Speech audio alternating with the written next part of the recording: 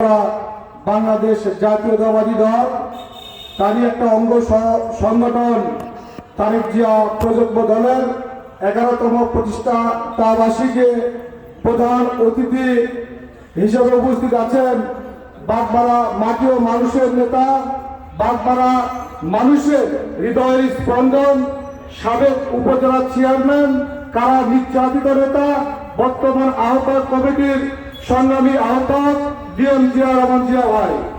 এখানে উপস্থিত আছেন, সভাপতিত্ব করছেন তারেক জিয়া প্রজন্ম দলের বাগমারা উপজেলা শাখার সংগ্রামী নাসির উদ্দিন নাসির ভাই।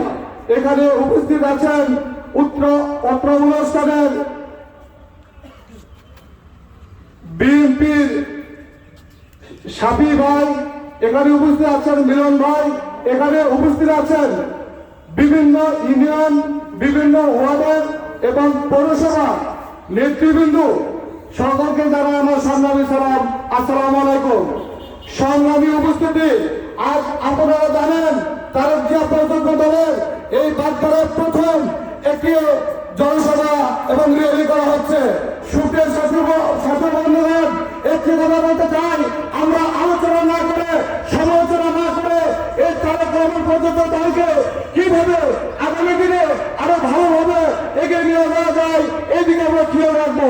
সুপ্রিয় ছাত্র বন্ধুগণ, মনে রাখতে হবে দীর্ঘ 17 বছর যাবৎ আমরা কোথাও কথা বলতে পারি নাই, আমাদের পাঁচ স্বাধীনতা রক্ষা করা হয়েছে।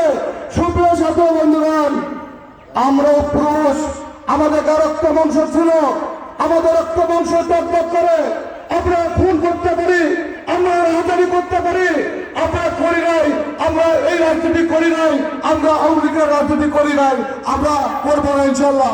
সুপ্রিয় ছাত্র বন্ধুগণ, আমি মনে করি তারেক রহমান প্রজন্ম দল একটা আমাদের হাত, আমাদেরকে ভালো থাকতে গেলে আমাদের যেমন দুই হাতের দরকার আছে, আমাদের অঙ্গের দরকার আছে। এই মনে করি আমাদেরকে আগামী দিনে এই বাগমারার মাটি সকলের ঐক্যবদ্ধ থাকবো, সকল কমিটিকে নিয়ে এক জায়গায় কাজ করবো।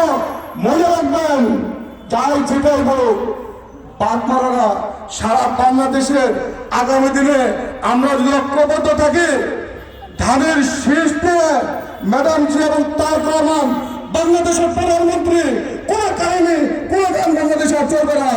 সব সমালোচনা, সব ষড়যন্ত্র, সব পিছিয়ে ইনশাল্লাহ আগামী দিনে আমরা ক্ষমতা আসবো ইনশাল্লাহ। এই বলে আমি আমার সংক্ষিপ্ত বক্তব্য শেষ করছি।